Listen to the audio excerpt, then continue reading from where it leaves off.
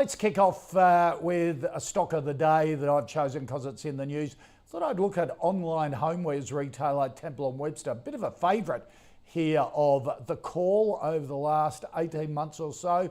And online shoppers certainly still flocking to the company's website in the midst of lockdown, pushing full year earnings to new records, with sales driving the group's revenue up over 85% on last year. Looking ahead, no slowdown in sight, according to the company, as fourth quarter sales are up more than a quarter on the same period last year, with growth accelerating past pre-COVID measures. Revenue for the first 4 weeks of fiscal 2022 are already a 40% beat on this time last year. Gary Glover, Temple Webster, certainly a favourite investors during lockdown. And then everyone got a bit sceptical on whether that performance could be maintained. But this update is pretty impressive. What did you think of it, and what do you think of the share price? Yeah, look, obviously a great update. So becoming a market leader now, Temple Webster. So that's the great thing for the company.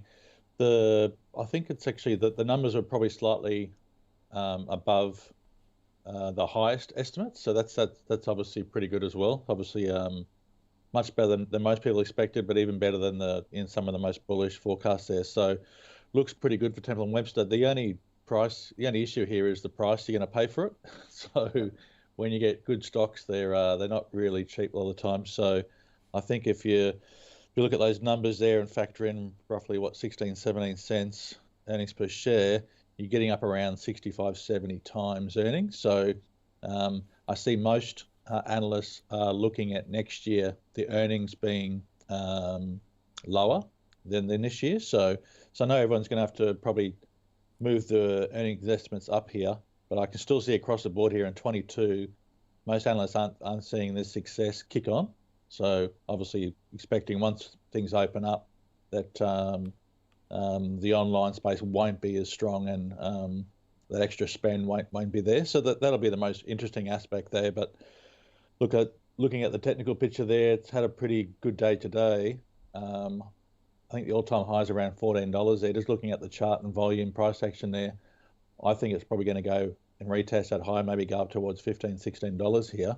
But that's you're getting up there, getting pretty pricey, pretty expensive, and you got a few risks on the looking forward here. So great business, just not a great price here at the moment.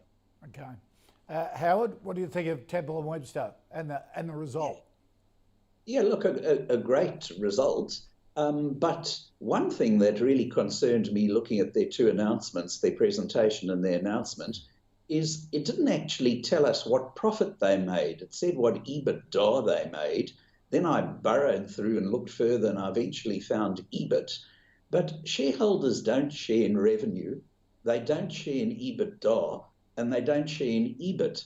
They share in profits after tax, or in other words, net profit after tax. That's what, as a shareholder, you get a piece of. So my concern with this company would be it's had 3 years of rapidly growing profits that look good, but it clearly hasn't yet understood that from an investor point of view, you're most interested in earnings per share or in net profit after tax that delivers the earnings per share. You're really not terribly interested in how much the revenue went up by or how much the various other measures went up by. The most important two are earnings per share and the net profit after tax, which delivers that earnings per share. And so I think Teaminvest members would look at this and say, it's only got a 3-year history. We like a minimum of 4-year history, preferably 5, of profits before we can even start considering a company as a potential wealth winner. It's had 3.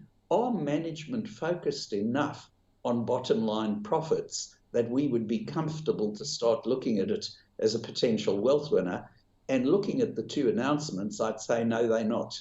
They focused far too much on increasing revenue. So it looks very promising, but as Gary pointed out too, it's also extremely expensive on a PE of over 60. If it was on a PE of 6 and we had a concern about that they weren't focused enough on profits, we could probably live with it.